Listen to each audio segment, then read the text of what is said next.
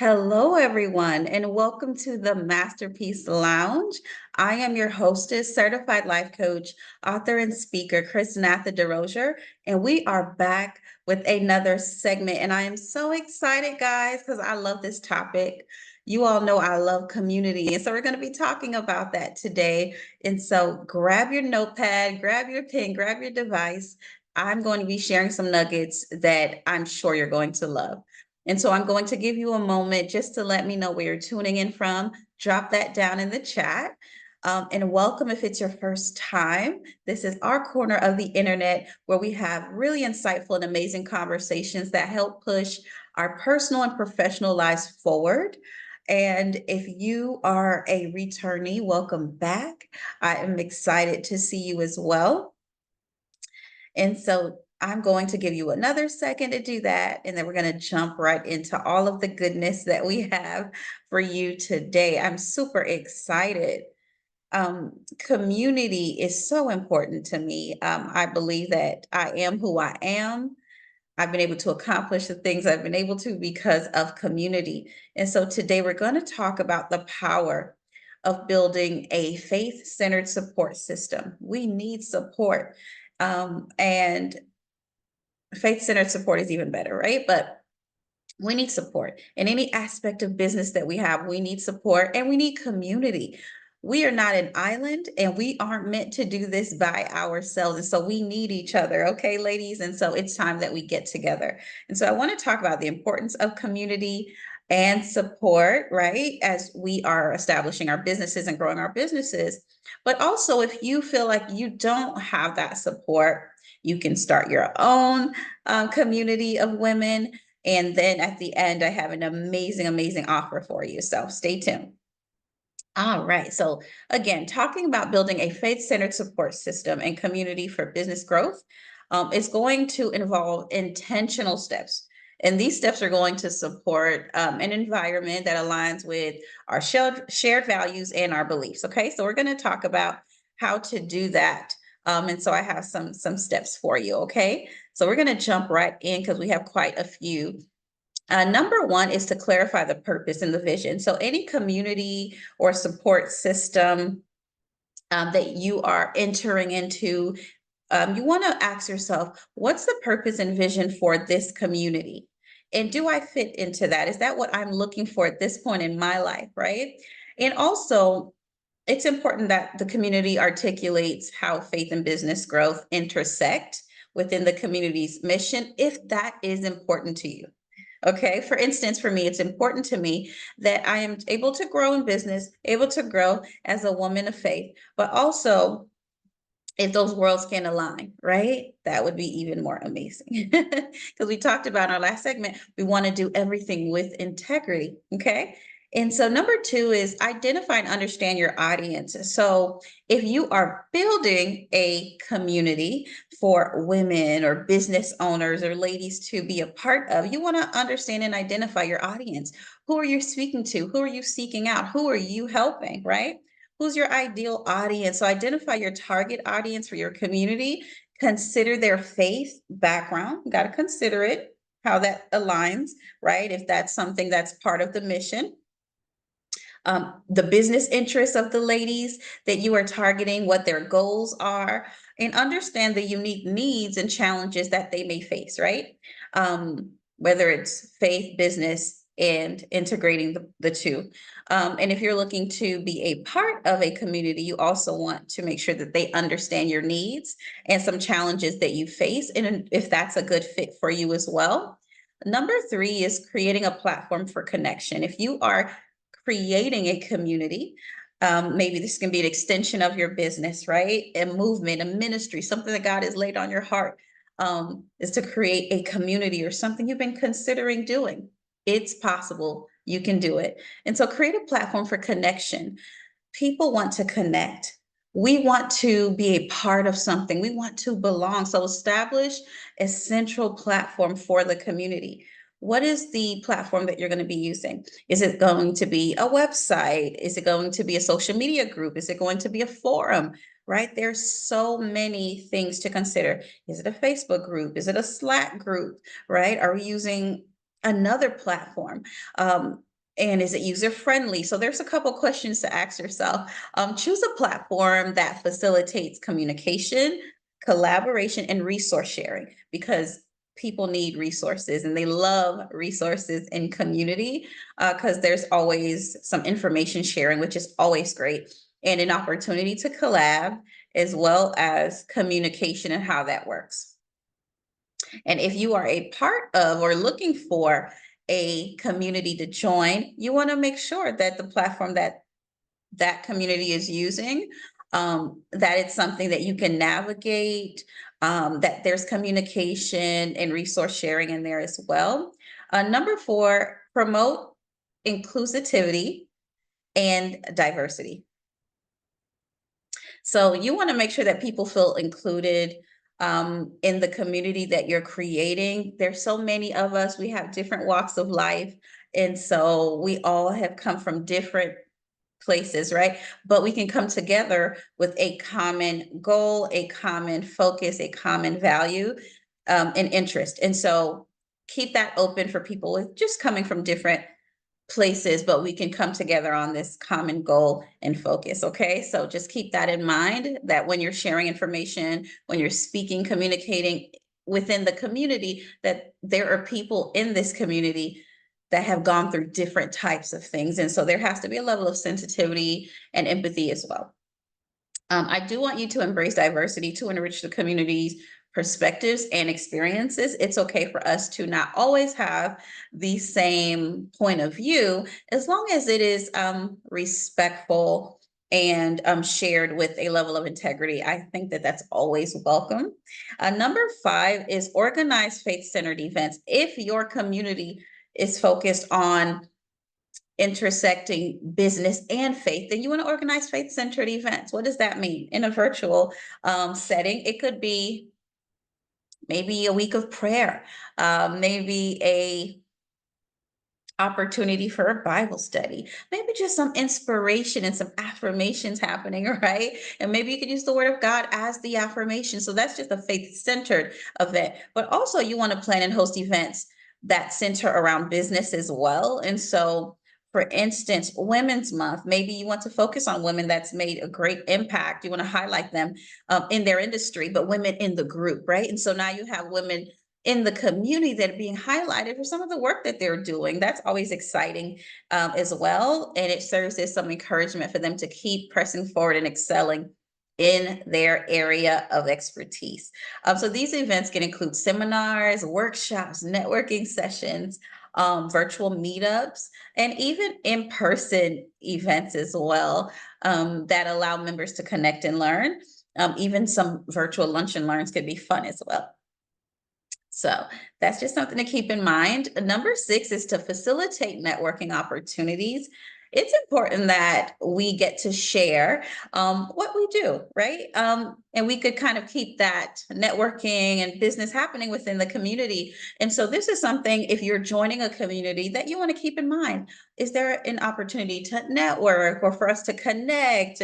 Maybe if it's a global community, that women who are living in the same city have an opportunity to have a sub community or a sub chat of some sort within that group, right? And so that's always a great thing. And then those women in the same city can maybe meet up and do lunch and just continue to build those relationships. So you want to encourage networking among the community members by providing platforms or opportunities for introductions, some collaborations, and some discussions. And create spaces where members can share their business ventures, maybe some challenges even, because it's awesome when you share a challenge, you realize how many other people are having a similar challenge and you're not alone.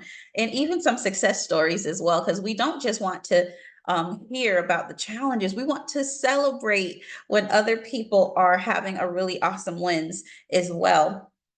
And so that's something to consider if you are creating a community, right? You're building something.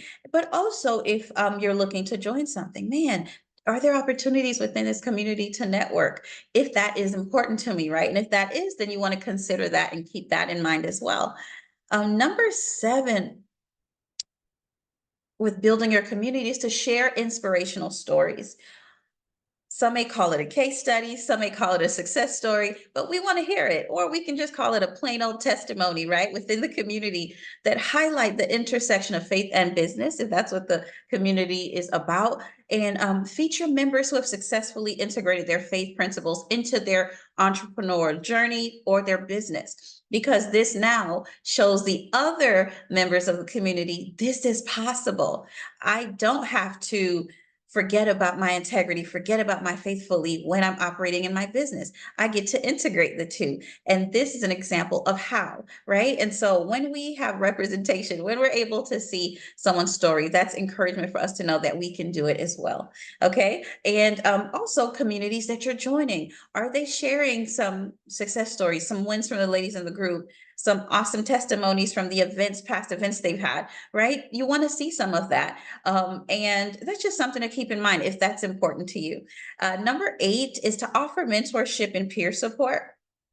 If you are creating a group, already have a community, do you offer mentorship and peer support? And if you don't, maybe that's something to consider to add as the community grows. Okay. So facilitate mentorship programs within the community where experienced entrepreneurs can guide those who are newer to the business. And this can look several ways. You also want to encourage a peer support so that you don't have to have all the answers as the admin or creator of the group. You're able to also allow the community to help the community. Okay. So you can encourage peer support, allowing members to share insights and advice with one another, depending on what the advice is. For example, you may not want, if you are a medical doctor, you may not want the peers offering medical advice to one another.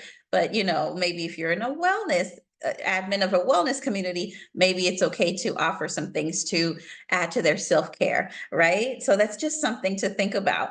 But yeah, you definitely want to consider doing this as the admin or creator of your community if you haven't done it yet. I think peer support is going to be great as the community grows because you don't have to have all the answers. There can be some office hours where you do Q&A, but outside of your office hours, there's peer support happening, which is awesome, right? And then people are able to communicate and connect with each other as well through that. And if you are being a part or joining a new community, if that's something that's important to you, you want to see how you can get some peer support if it's offered, or mentorship if that's offered as well. So definitely ask questions to the admin, ask questions and see what is what's offered in this group, and how can I just take advantage of all the things and all of the benefits of the group that I'm joining or a part of. Number 9 is to provide resources and educational content. So if you are thinking about building or starting a community, if you already have a community and you're building that, which is awesome, you want to provide resources and educational content. People love motivation, people love inspiration, but people also just need resources. And there are some resources that are at no cost. There's some that might be a cost, but you just want to offer them. Share some resources, even some articles, right? Some educational content so people can really take that in and educate themselves and help them explore whatever that group's topic is about, that they're able to explore that a little deeper and consider some other perspectives other than the one they've already had, or offer practical tips, guides, and tools that empower the members in the group in their business endeavors, on their entrepreneurial journey, and even in matters of their faith and their walk with God. That's always great too, if that is a component of your group. Number 10 is if you have a faith center group, I do encourage prayer and scriptural practices, right? So integrate prayer sessions. They could be as short as 15 minutes. They don't have to be every day, but you want to just make sure that that is a theme within the group, if that is one of the shared values and principles of the group, right? So encourage prayer, encourage spiritual practices, prayer sessions, meditating on the word of God, spiritual practices within the community's activities, gratitude journals, you name it. Create a space for members to request prayer support for their business challenges and endeavors, as well as those resources, right? So we want to pray about things, but we want to have some practical steps so that we can follow as well. Because it's not enough to just pray and wait. We want to pray, but we want to make sure that we're putting some action. We're activating our faith, so to speak. Number 11, celebrate milestones and achievements. Okay, listen, when someone gets a big win, let's celebrate it. Let's shout it out in the community. Let's make it a big deal. Those milestones are huge, right? Whether it's business, personal life, if you just had a baby, if you just got a new client, whatever it is a celebration. So we want to foster a culture of encouragement, shared joy, and as when you're also joining a community, you want to see if there's some celebration going on there sometimes, because we want to highlight the wins, right? We're not robots who only focus on our business. We're women who also have so many aspects to our life. And so we want to celebrate those things. And so that's super important. And then number 12 is establish accountability partnerships. That's always a great thing to encourage. You want to definitely invite the members of the community to form accountability partnerships where they can support each other in their business and their spiritual journeys. It does foster a sense of responsibility and also commitment within these partnerships. And if you're joining a community and you want to see, is this a good fit for me? If accountability is something that you need, take a look around, right? Check out the group and see, do they offer accountability? Is this something that is offered here? This is something I really need. And that's a very important component to me being part of a group, that I can have accountability, be able to connect with women that can help me on my journey. So I know I said a lot, but I hope that you can really pull from these steps that really help you if you are creating and building a community of your own, or you are looking to join a community and you're not really sure if it's a good fit or not. These are some things to see if it qualifies, right? And so, speaking of faith centered support system and community growth, I want to invite you to a community that I have created. It's called Women Serving with Purpose, and I want to invite you to it. And we use the Facebook platform. And so you are more than welcome to join us. And the link for that is bit.ly/women serving with purpose.